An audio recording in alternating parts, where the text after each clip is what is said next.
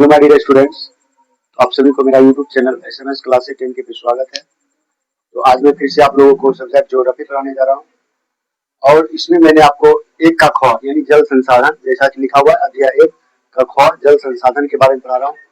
और जल संसाधन में मैंने बहुत सारा चीज और ऑलरेडी पढ़ा चुका हूँ और वीडियो अपलोड कर चुका हूँ।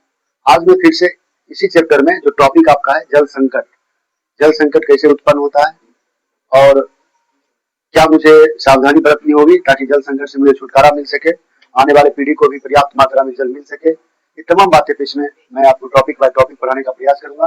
देखते हैं आपको जैसा कि लिखा हुआ है अध्याय 1 का ख जल संसाधन, ठीक है। तो उसके बाद जल संकट मैंने लिख दिया टॉपिक, इसका पहला पॉइंट लिखने का प्रयास करेंगे। जो पहला पॉइंट हो जाएगा आपका,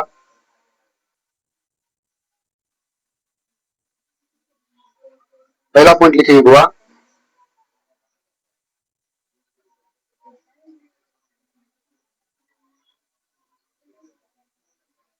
पहला पॉइंट लिखेंगे जल की अनुपलब्धता। पहला पॉइंट लिखेंगे जल की अनुपलब्धता, जल की अनुपलब्धता,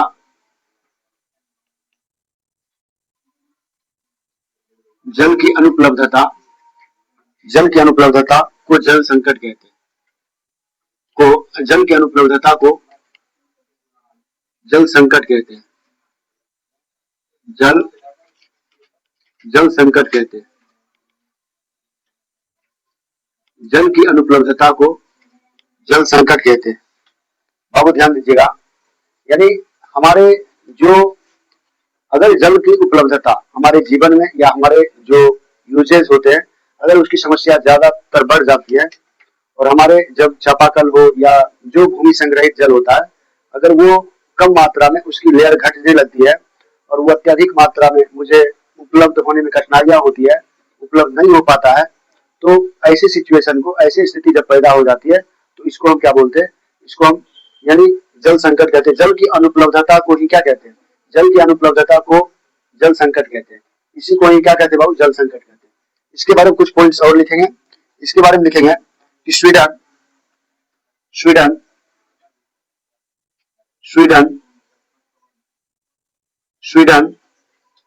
के एक विशेषज्ञ, स्वीडन के एक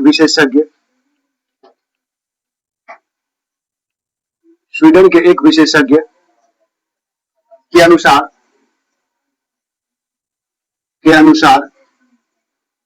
प्रत्येक व्यक्ति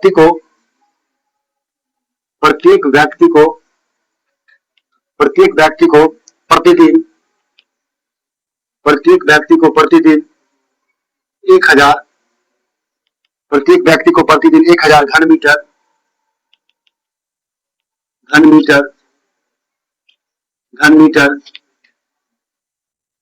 मीटर जल की आवश्यकता होती है। जल की आवश्यकता होती है। जल की आवश्यकता होती है। जल की आवश्यकता होती है। जल की आवश्यकता होती है। इससे कम जल की अनुपलब्धता, इससे कम जल की अनुपलब्धता, इससे कम जल की अनुपलब्धता जल संकट है। जल संकट है। जल संकट है। जल संकट है। करा कि बाबू ध्यान देना, यानी एक स्वीडन के जो थे, जो ज्योग्राफी एक्सपर्ट थे, जल के बारे में उनको गहरा अध्ययन था, गहरा स्टडी कर रखे थे। उनका कहना था अगर किसी व्यक्ति को, अगर प्रत्येक व्यक्ति को अगर मतलब प्रतिदिन अगर इससे कम यानी 1000 घन मीटर से कम जल अगर प्राप्त होता है तो समझ लेना वहां पे क्या है, जल की समस्या है, जल की संकट है ना। तो वही करा यहाँ पे कि स्वीडन के एक विशेषज्ञ के अनुसार प्रत्येक व्यक्ति को प्रतिदिन कितना जल का यूज करना चाहिए, तो करा कि 1000 घन मीटर, अर्थात 1000 घन मीटर का मतलब हुआ कि लगभग, कहने का मतलब हुआ 1000 घन मीटर का लगभग मतलब 6 लीटर जो होता है प्रत्येक दिन, 5 से 6 लीटर अपने जीवन में जैसे पीने योग्य ना, एक मनुष्य को 5 से 6 लीटर पानी पीना चाहिए। उसके बाद नित्य क्रिया हो गई, नहाना हो गया, तो ये अगर इतना साधारण मिल रहा है ना नॉर्मली तौर पे, तो वो कहाँ वहां पे जल संकट नहीं है ना। वही कहा यहाँ पे, स्वीडन के एक विशेषज्ञ के अनुसार प्रत्येक व्यक्ति को प्रतिदिन 1000 घन मीटर जल की आवश्यकता होती है। इससे कम जल की अनुपलब्धता जल संकट कहलाता है। हम ऐसे भी जवाब दे सकते हैं। ठीक है, चलते आगे अगला पॉइंट की ओर चले। अगला पॉइंट क्या करें, अगला पॉइंट करा आपका कि जल संकट के कारण, जल संकट के कारण, जल संकट के कारण, जल संकट के कारण, जल संकट के कारण सूखाग्रस्त, जल संकट के कारण सूखाग्रस्त, सूखाग्रस्त की स्थिति, सूखाग्रस्त की स्थिति, स्थिति उत्पन्न, सूखाग्रस्त की स्थिति उत्पन्न, उत्पन्न होती है, सूखाग्रस्त की स्थिति उत्पन्न होती है, उत्पन्न होती है। उसके बाद अगला पॉइंट लिखेंगे, इसमें लिखेंगे बाबू, जल की कमी के, जल की कमी के इसके, जल की कमी, जल की कमी, जल की कमी के इसके अतिशोषण, जल की कमी से, जल की कमी से इसके अतिशोषण, इसके अतिशोषण, इसके अतिशोषण, अतिशोषण, अति उपयोग, अतिशोषण, अति उपयोग, अति उपयोग, अति उपयोग, अति उपयोग एवं, एवं समाज के विभिन्न, एवं समाज के विभिन्न, एवं समाज के विभिन्न, एवं समाज के विभिन्न, समाज के विभिन्न वर्गों में, समाज के विभिन्न वर्गों में, वर्गों में, समाज के विभिन्न वर्गों में जल के असमान वितरण, जल के असमान, जल के असमान वितरण, जल के असमान वितरण से उत्पन्न होती है, जल के असमान वितरण से उत्पन्न होती है, उत्पन्न होती है, उत्पन्न होती है। देखो बाबू क्या कह रहा है, समझते हैं। कह रहा है कि जल की कमी से इसके अतिशोषण, अति उपयोग एवं समाज के विभिन्न वर्गों में जल के असमान वितरण से उत्पन्न होती है। अर्थात हमें जो जल संकट का सामना करना पड़ता है, इसकी बहुत सारा असावधानियों के कारण होती है। क्योंकि जैसे मान लीजिएगा हम लोग को पीना चाहिए 1 गिलास पानी, तो हम क्या करते हैं, कल से क्या करते, चापाकल से अत्यधिक मात्रा में पानी भर लेते, थोड़ा पिए थोड़ा फेंक देते, तो क्या होता है, जल बर्बादी है ना। तो उससे क्या होता है कि जल संकट की समस्या उत्पन्न हो जाती है। जैसे जैसे गंगा जैसे लंबे नदी को देखो, भारत की सबसे लंबी नदी गंगा नदी है, गंगा नदी में कचरा फैलाना, ठीक है, वो प्रदूषण का कारण बनता है, जिससे जल की संकट होती है। हम क्या करते हैं, हम जो जल होता है वर्षा जल का स्टॉक नहीं कर पाते। अगर हम वर्षा जल का, हमारे यहाँ जैसे राजस्थान में आप जाओगे तो राजस्थान में वहाँ पे छत पे डैम बनाया हुआ है और बारिश का पानी का यूज कर लेते हैं। उससे क्या होता है बाबू, उससे जल की समस्या को हम दूर कर सकते हैं ना। वही कारण है समाज में उत्पन्न जल की कमी से इसके अतिशोषण, अति उपयोग एवं समाज के विभिन्न वर्गों में जल के असमान वितरण से उत्पन्न होती है। अर्थात समाज में, हमारे समाज में, या अपने ऊपर ले लीजिए कि हम प्रतिदिन जल का कितना बर्बादी करते हैं, जिसके कारण इस तरह की समस्याओं से जूझना पड़ सकता है। इसलिए जल का विवेकपूर्ण उपयोग करना चाहिए, जितना मुझे जरूरत हो उतना ही चलाना। अब मान लीजिए थोड़ा जरूरी है, कल पैर धो रहे हैं, कल पे मारे जोर से पंप, तो बहुत सारा पानी गिर गया, जिसके कारण वो क्या बर्बाद हो जाता है ना। ये सब नहीं होना चाहिए। अगला पॉइंट लिखेंगे बाबू, अगला पॉइंट लिखेंगे, बिहार एवं, बिहार एवं, बिहार एवं, बिहार एवं पश्चिम बंगाल, बिहार एवं पश्चिम बंगाल,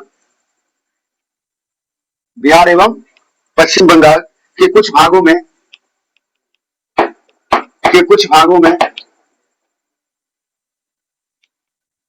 के कुछ भागों में, के कुछ भागों में जल के अति दोहन से राजस्थान एवं महाराष्ट्र, दोहन से राजस्थान एवं महाराष्ट्र, राजस्थान एवं महाराष्ट्र, राजस्थान एवं महाराष्ट्र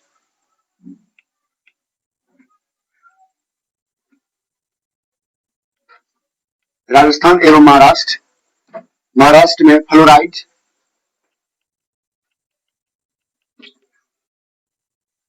फ्लोराइड, फ्लोराइड के संकेंद्रण में, फ्लोराइड के संकेंद्रण में, संकेंद्रण में वृद्धि हुई है, संकेंद्रण में वृद्धि हुई है, संकेंद्रण में वृद्धि हुई है। यानी बाबू देखिएगा, कह रहा है कि जो बिहार एवं पश्चिम बंगाल के कुछ भागों में जल के अति दोहन से राजस्थान एवं तरह के महाराष्ट्र में भी फ्लोराइड के संकेंद्रण में वृद्धि हुई है। यानी क्या होता है बाबू कि जब जल की कमी होती है तो बहुत सारी समस्याओं का झेलना पड़ता है। फ्लोराइड एक तत्व है, उसके दोहन से, अत्यधिक दोहन से जो फ्लोराइड के संकेंद्रण में वृद्धि हुई। फ्लोराइड एक पॉइजन होता है। अभी कुछ भागों में, कुछ रिपोर्ट के, वर्तमान रिपोर्ट के अकॉर्डिंग जो जल विभाग के सर्वे विभाग थे, गंगा नदी, गंगा जो होता है, गंगा के पानी, गंगा नदी जो होते हैं, गंगा नदी के जैसे फैक्ट्री के इलाके जो होते हैं, जहाँ पे फैक्ट्री है गंगा नदी के बसे हुए, वहां पर भी जो आयरन, क्या बोलते हैं उसको, एक उसमें तत्व, जहरीला तत्व पाया गया, जिसको पीने से कैंसर नामक बीमारी हो रही है नदी के पानी पीने से। तो वो सब समस्याएं होती है अति जल दोहन से। चलिए अगला पॉइंट लिखेंगे इसके बारे में, अगला पॉइंट लिखेंगे इसके बारे में। लिखिएगा, भारत में कुल विद्युत का, भारत में, भारत में, भारत में कुल विद्युत का लगभग, भारत में कुल विद्युत का, भारत में कुल विद्युत का, कुल विद्युत का लगभग, भारत में कुल विद्युत का लगभग 22% भाग, 22% भाग, 22% भाग जल विद्युत से प्राप्त होता है, जल विद्युत से, जल विद्युत से प्राप्त होता है, जल विद्युत से प्राप्त होता है। यानी लगभग 22% जो होता है हमारा, जो विद्युत आपूर्ति होती है, बिजली की जो उत्पन्न होती है, वो कहां से होती है? जल से होती है। कितना परसेंट? लगभग 22%। जो होती है वो विद्युत जो उत्पादन होता है, जो करंट जो उत्पन्न होता है, बिजली, वो कहां से होती है? विद्युत जो उत्पादन जल से होती है ना, जल संचय, लगभग भारत में 22%। उसके बाद आगे लिखोगे, कानपुर में, कानपुर में, कानपुर में, कानपुर में 180 चमड़े के कारखाने हैं, चमड़े के कारखाने हैं, चमड़े के कारखाने हैं, चमड़े के कारखाने हैं, जो प्रतिदिन, जो प्रतिदिन, जो प्रतिदिन 58 lakh litre, 58 lakh litre, 58 lakh litre मल, मल, मल जल, मल जल गंगा में, गंगा नदी में, गंगा नदी में विसर्जित करता है,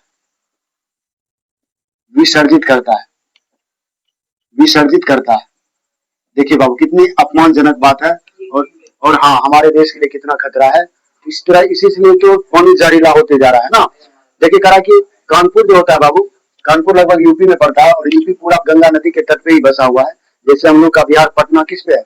बिहार की राजधानी पटना गंगा नदी पे ही किनारे बसा हुआ है। तो कह रहा कि लगभग कानपुर में 180 चमड़े के कारखाने हैं। कितने हैं बाबू? 180। और ये 180 जो कारखाने हैं, लगभग प्रतिदिन 58 लाख लीटर, बात समझ रहे हैं? 58 लाख लीटर क्या करता है? गंदा बनाता है ना। फैक्ट्री से जो गंदगी निकलती है, 58 लाख लीटर निकलती है, और वो गंदगी सब किस में जाती है? अपना गंगा नदी में जाती है। और बताइए उस नदी का पानी कितना पवित्र माना जाता है, और हम लोग, आप लोग क्या हो रहे हैं? अपना स्वार्थ के लिए क्या कर रहे हैं? हम उस ना माता समान गंगा नदी को क्या करें? प्रदूषित करें। बहुत निंदनीय बात है, सरकार को इस पर ध्यान देना चाहिए ना। उसकी कार्रवाई करा यहाँ पे। कानपुर में 180 चमड़े के कारखाने हैं, जो प्रतिदिन 58 लाख लीटर मल करा कि गंगा जल में, गंगा जल गंगा नदी में क्या करती है? विसर्जित करती है। बताइए कितना दुख की बात है ना। चलते हैं अगले पॉइंट जो होंगे, अगला टॉपिक हो जाएगा बाबू, ये जल संकट के बारे में कैसे कैसे होता है। अगला तरह कि जल संरक्षण एवं प्रबंधन की आवश्यकता क्यों है। अगला जो टॉपिक हो जाएगा आपका, अगला जो टॉपिक हो जाएगा वो हो जाएगा जल संरक्षण एवं, जल संरक्षण, जल संरक्षण एवं प्रबंधन, जल संरक्षण एवं प्रबंधन की आवश्यकता क्यों है, की आवश्यकता क्यों है, की आवश्यकता क्यों है, की आवश्यकता क्यों है, की आवश्यकता क्यों है। देखिए ये आपका टॉपिक हो गया, ठीक ना, ये आपका क्या हो गया, टॉपिक हो गया, ये आपका टॉपिक हो गया। कह रहा है कि जल जो आपका है, ठीक है बउआ, यानी देखिएगा हमको हमको क्यों जल संरक्षण की आवश्यकता पड़ती है, क्यों इसको स्टॉक करने की आवश्यकता पड़ती है, इसी के बारे में समझना है। इसमें एक आध दो पॉइंट लिख लेंगे, इसके बारे में लिखेंगे बाबू, इसके बारे में लिखेंगे, इसके बारे में लिखेंगे। जल संसाधन के जल संसाधन के जल संसाधन के जल संसाधन के सीमित आपूर्ति, जल संसाधन की सीमित आपूर्ति, जल संसाधन की सीमित आपूर्ति तेजी से फैलते तेजी से फैलते तेजी से फैलते तेजी से फैलते प्रदूषण एवं प्रदूषण एवं प्रदूषण एवं समय प्रदूषण एवं समय की मांग को देखते समय की मांग को देखते समय की मांग को देखते हुए जल संसाधन का जल संसाधन का जल संसाधन का जल संसाधन का जल संसाधन का संरक्षण एवं प्रबंधन संरक्षण एवं प्रबंधन संरक्षण एवं प्रबंधन संरक्षण एवं प्रबंधन की आवश्यकता है की आवश्यकता है की आवश्यकता है की आवश्यकता है। देखो बाबू, कह कि जो जल एवं जल संरक्षण, जल की जो होता है, जल संरक्षण एवं प्रबंधन की क्यों आवश्यकता पड़ती है। आप लोग जानते हो जल ही मेरा जीवन है ना, जल ही जीवन है ना, तो जल जो मेरे लिए जीवन है, जो मेरे लिए लाइफ लाइन है, अगर मैं उसको सुरक्षित ना रखूंगा तो किसको रखूंगा। तो वही करा यहाँ पे, जल संसाधन की सीमित आपूर्ति तेजी से करा कि फैलते प्रदूषण एवं समय की मांग को देखते हुए, यानी हम देख रहे हैं कि हम आपको अभी जस्ट बताए थे कि लगभग 58 लाख लीटर डेली हमारा जो गंगा नदी का जल है वो प्रदूषित हो रहा है ना, वो मतलब एक तरह समझिए जहर है पूरी तरह से। बताइए इस तरह की तेजी से फैलती जो हमारा जल है वो प्रदूषित हो रहा है, तो इसी व्यवस्था को देखते हुए सरकार ने बहुत सारी नीतियां भी अपनाई है, जिसको जल नीति कहते हैं, पढ़ोगे। उसके लिए गंगा सफाई आंदोलन भी चलाए थे ना, हर हर गंगे, ये सब क्या था, ये सब, हाँ ये सब जो था, ये सब गंगा नदी की जो उसमें जो प्रदूषण पाया जाता है, उसमें जो मान लीजिए कोई लाश मर गया है ना, कोई आदमी डेड बॉडी हो गया, उसमें जो कपड़ा उपड़ा होता है गंदगी वाला, वो सबको सफाई करने का काम भारत सरकार ने चलाया था, नमामि गंगे ना। तो यहाँ पे जल संसाधन की सीमित आपूर्ति तेजी, हम जानते हैं कि मेरा जो जल संसाधन है पीने योग्य जो पानी बहुत कम है ना, स्वीट वाटर, वही करा फैलते प्रदूषण एवं समय की मांग को देखते हुए जल संसाधन का संरक्षण एवं प्रबंधन क्या है, बहुत जरूरी है ना। चलते हैं, अगला जो टॉपिक हो जाएगा आपका, अगला जो बबुआ टॉपिक हो जाएगा आपका, वो हो जाएगा राष्ट्रीय जल नीति। टॉपिक क्या हो जाएगा बाबू, टॉपिक हो जाएगा आपका राष्ट्रीय जल नीति। हाँ, राष्ट्रीय जल नीति, राष्ट्रीय जल नीति, राष्ट्रीय जल नीति क्या है, राष्ट्रीय जल नीति क्या है, राष्ट्रीय जल नीति क्या है, ठीक है।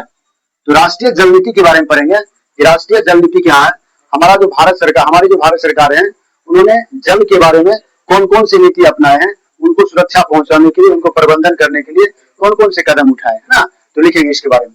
पहला पॉइंट लिखेंगे बाबू, लिखेंगे जल संकट के निवारण हेतु, जल संकट के जल संकट के जल संकट के निवारण हेतु, जल संकट के निवारण हेतु, जल संकट के निवारण हेतु सितंबर 1987 सितंबर 1987 सितंबर 1987 में राष्ट्रीय जल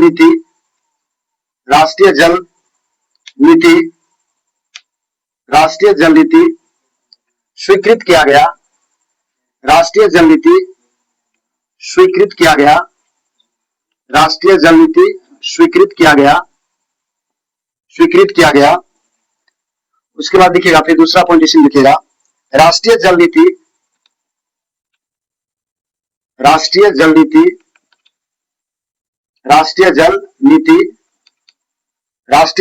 1987 को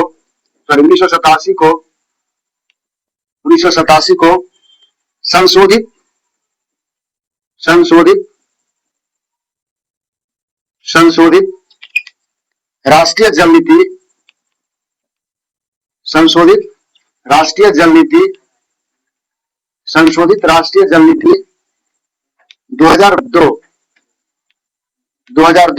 में प्रस्तुत किया गया। 2002 में प्रस्तुत किया गया। 2002 में प्रस्तुत किया गया। ठीक है बाबू, देखते हैं आप क्या कर रहा है। कह रहा है कि जो भारत सरकार के द्वारा जो राष्ट्रीय जल नीति जो है, यानी नेशनल वाटर मैनेजमेंट या एरेंज कह सकते हो, तो जल संकट के निवारण हेतु सितंबर 1987 में, यानी लगभग 1987 की बात है, भारत सरकार द्वारा सितंबर 1987 में राष्ट्रीय जल नीति स्वीकृत किया गया। क्वेश्चन पूछ सकता है, राष्ट्रीय जल नीति का गठन या स्वीकृति कब हुई? सितंबर 1987 में ना। यानी कह रहा है कि 1987 सितंबर को राष्ट्रीय जल नीति को क्या किया गया? स्वीकृत किया गया था। चलो भाई, राष्ट्रीय स्तर पर हम सब जल की जो संकट है उसको दूर करने का क्या करेंगे? उपाय करेंगे। सरकार के द्वारा बहुत सारे स्कीम भी चलाए गए थे ना, बहुत सारे स्कीम चलाए गए थे। राष्ट्रीय जल नीति, ठीक है, राष्ट्रीय जल नीति 1987 को संशोधित कर राष्ट्रीय जल नीति 2002 में प्रस्तुत किया गया। यानी इसको फिर से क्या किया गया? उसमें कुछ त्रुटियां पाई गई, उसको संशोधित कर करके फिर 2002 में क्या किया गया? उसको पुनः गठन करके उसको प्रस्तुत किया गया। डाउट्स? चलते आगे कर रहा, फिर अगला पॉइंट लिखेंगे इसके बारे में। लिखेंगे इसके अंतर्गत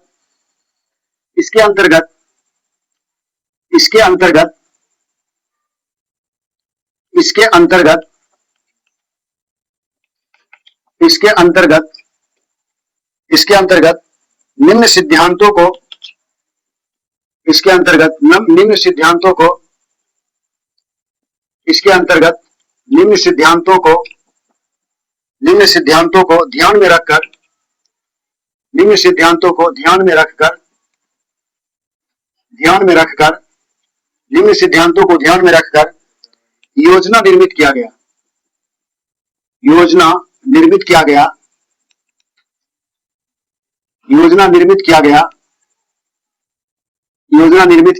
ठीक है, बहुत सारा योजना निर्मित किया गया।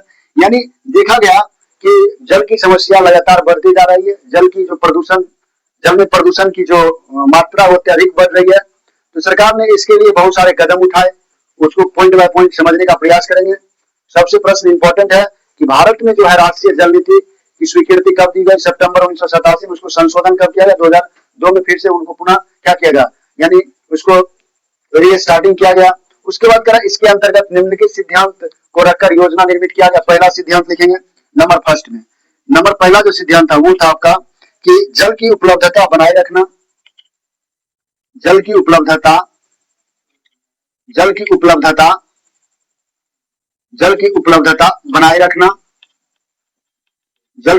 बनाए रखना। दूसरा पॉइंट लिखिएगा इसका। दूसरा पॉइंट, जल को प्रदूषित होने से बचाना। जल को प्रदूषित होने से बचाना। जल को प्रदूषित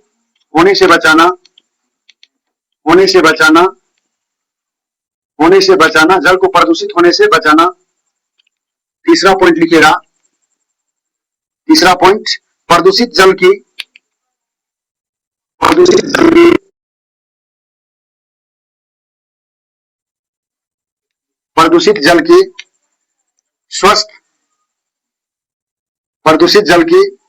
स्वस्थ रख रखाव।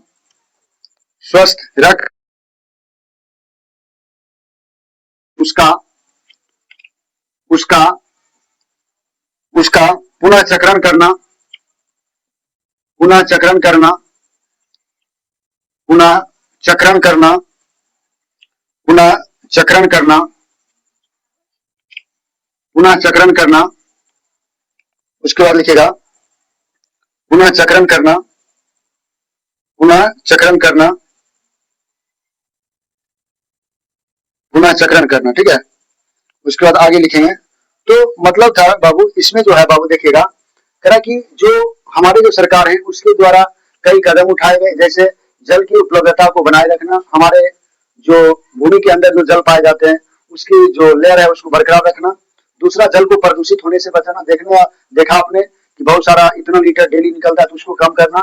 उसके बाद प्रदूषित जल को स्वस्थ रख कर उसका पुनः चक्रण करना। जैसे हम लोग कोई जल यूज हो जाता है तो गंदा हो जाता है, तो कुछ ऐसा यंत्र का व्यवहार किया जाए, यंत्र का उपयोग किया जाए, यंत्र का खोज किया जाए जिसके द्वारा जो हमारे द्वारा यूज हो गया है ना जो जल, अब मान लीजिए कि कोई जल जैसे यूज हो गया तो उसको हम खेत पटवन के लिए कृषि में भी तो उपयोग कर सकते हैं। तो इस तरह के हम क्या कर सकते हैं, मुहैया में से हम एक बार यूज करने से फिर डबल बार फायदा भी ले सकते हैं। हो सकता है गंदे जल का उपयोग हम कृषि के लिए उपयोग कर सकते हैं, नहीं कर सकते। वही कहा यहाँ पे, प्रदूषित जल की स्वस्थ रख कर उसका क्या कर सकते हैं, पुनः चक्रण करना। ठीक है, ये टॉपिक था। अगला टॉपिक की ओर चलेंगे। अगला टॉपिक क्या हो जाएगा देखते हैं, ठीक है ना। तो अगला टॉपिक बाबू आपका हो जाएगा, वो हो जाएगा आपका कि जल संरक्षण की विधियां। हम जल संरक्षण किस किस उपाय से कर सकते हैं। जो टॉपिक हो जाएगा आपका, टॉपिक जो हो जाएगा बाबू, टॉपिक हो जाएगा जल संरक्षण, जल संरक्षण, जल संरक्षण की विधियां, जल संरक्षण की विधियां।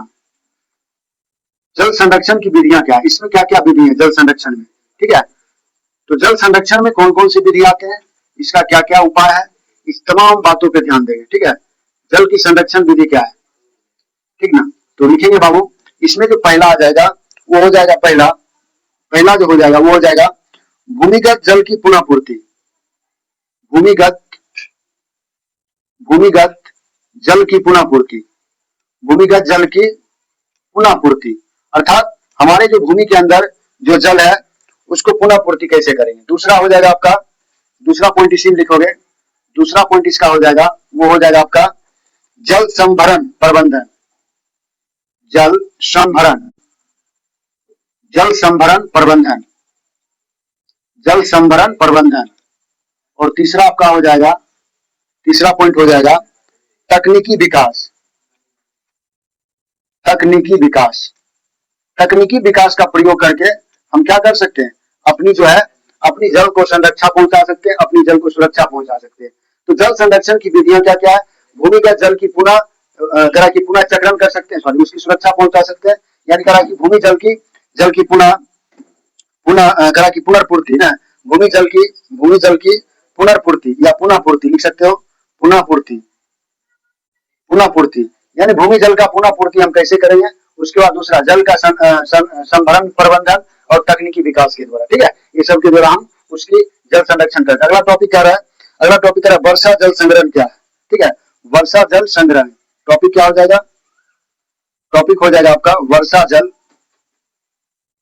वर्षा जल, वर्षा जल संग्रहण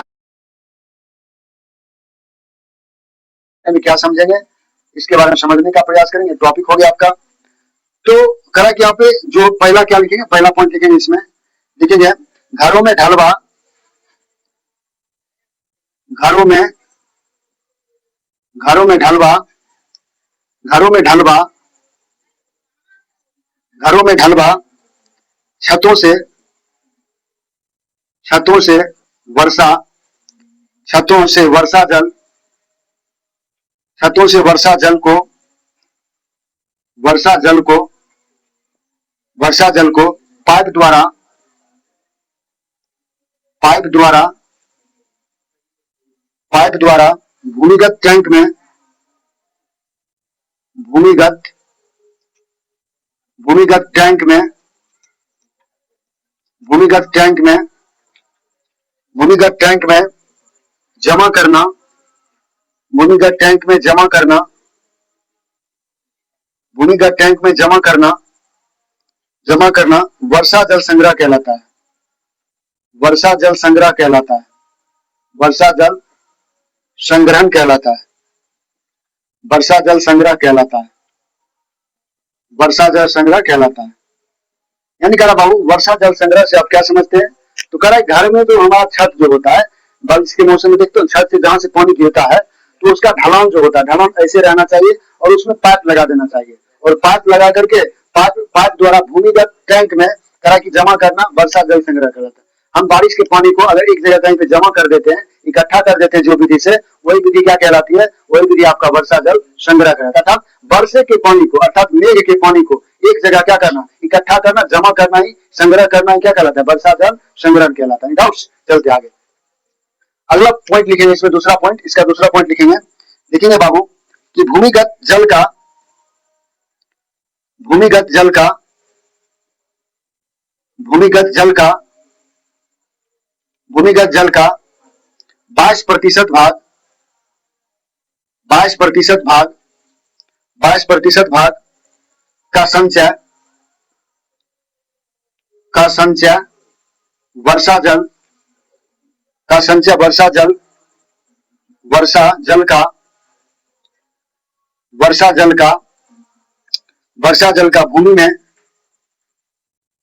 वर्षा जल का भूमि में, वर्षा जल का भूमि में, भूमि में प्रवेश करने से होता है, भूमि में प्रवेश करने से होता है, प्रवेश करने से होता है, भूमि में प्रवेश करने से होता है। देखो बाबू हमारा जो भूमिगत जल जो जिसके द्वारा हम चापाकल चलाते हैं तो पानी निकलता है, तो कह रहा है कि उसमें जो 22% जो रोल होता है, यानी 100 में जो 22% रोल होता है वो वर्षा जल का ही होता है। वर्षा जब पड़ती है तो कहीं कहीं गड्ढा उठा देखो तो पानी जम जाता है, तो स्टॉक कर करके सीज करके ना रीच करके वो क्या चलते भूमिगत जल बन जाती है, और उसे वही क्या होता है 22% क्या करती है, भूमिगत जल का 22% भाग संचय वर्षा जल का क्या है, भूमि में प्रवेश करने से होता है ना। तो वर्षा जल, वर्षा जल हमारे लिए बहुत महत्वपूर्ण है। अगला पॉइंट लिखेंगे इसके बारे में, लिखेंगे मेघालय स्थित, मेघालय स्थित, मेघालय स्थित, मेघालय स्थित कह कि चेरापूंजी, मेघालय स्थित चेरापूंजी, चेरापूंजी एवं एवं मशीनराम, एवं कह कि मशीनराम, मशीनराम जगह का नाम है, सब जगह बारिश नहीं होता मेघालय में, ठीक है। मशीनराम में विश्व, में विश्व की सर्वाधिक, विश्व की सर्वाधिक, विश्व की सर्वाधिक वर्षा, विश्व की सर्वाधिक वर्षा होती है, विश्व की सर्वाधिक वर्षा होती है, ठीक है।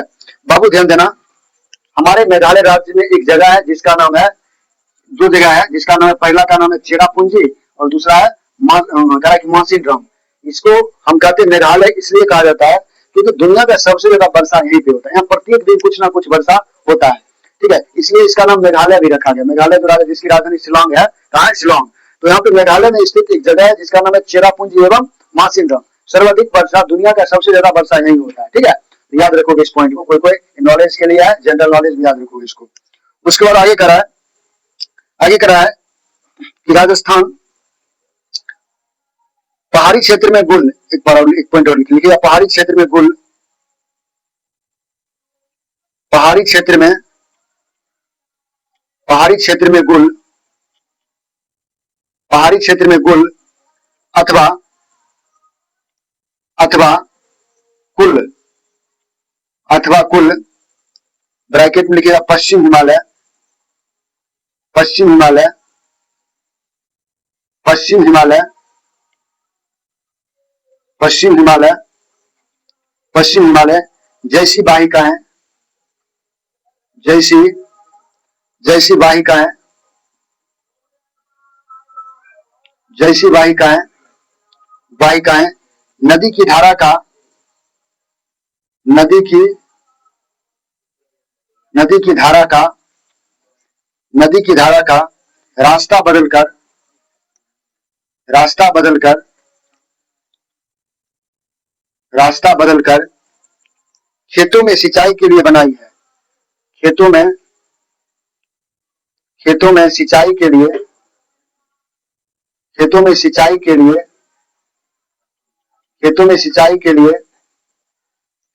लिए बनाई है। खेतों में सिंचाई के लिए बनाई है। ठीक है बाबू। उसके बाद करा यहाँ पे बिहार में इसका एक टॉपिक और बच जाएगा। ठीक है ना, एक टॉपिक और बच जाएगा जिसको हम दूसरे दिन कोशिश करेंगे करवा इसको खत्म करने का। इसमें आप देखो वर्षा जल संग्रह, जैसे राजस्थान जैसे इलाकों में क्या करता है, वर्षा जल के द्वारा डैम बना करके उसका क्या कहता है, उपयोग किया जाता है। ठीक है, तो बाबू ये था इसका आपका जो टॉपिक बचा था, जल संकट के बारे में, कैसे उत्पन्न होता है, इसका नीति क्यों अपनाई गई थी, और राष्ट्रीय जल नीति हो गया। एक टॉपिक इसका और बच गया, मैं दूसरे दिन करवा दूंगा। ठीक है, क्योंकि लाइट कटी हुई, गर्मी बहुत सकती है, अधिक मात्रा में लग रहा है। ठीक है ना, तो बाबू इसको आप लोग ध्यान से कर लीजिएगा। नोट्स जैसे बना रहा हूँ वैसे आप लोग बना करके इसको बार बार रिवाइज करिएगा, ताकि आपका कॉन्सेप्ट क्लियर हो और कॉन्सेप्ट के साथ आपका एक भी ऑब्जेक्टिव चाहे सब्जेक्टिव प्रश्न ना छूटे। अपनी भाषा में लिखना है। ठीक है, तो अगर ये वीडियो अच्छा लगा हो तो जो मेरा यूट्यूब चैनल है इसको सब्सक्राइब करें, बेल आइकन दबा दें और अपने दोस्तों को ज्यादा शेयर करें। धन्यवाद। फिर से मिले नेक्स्ट वीडियो में नेक्स्ट टॉपिक के साथ।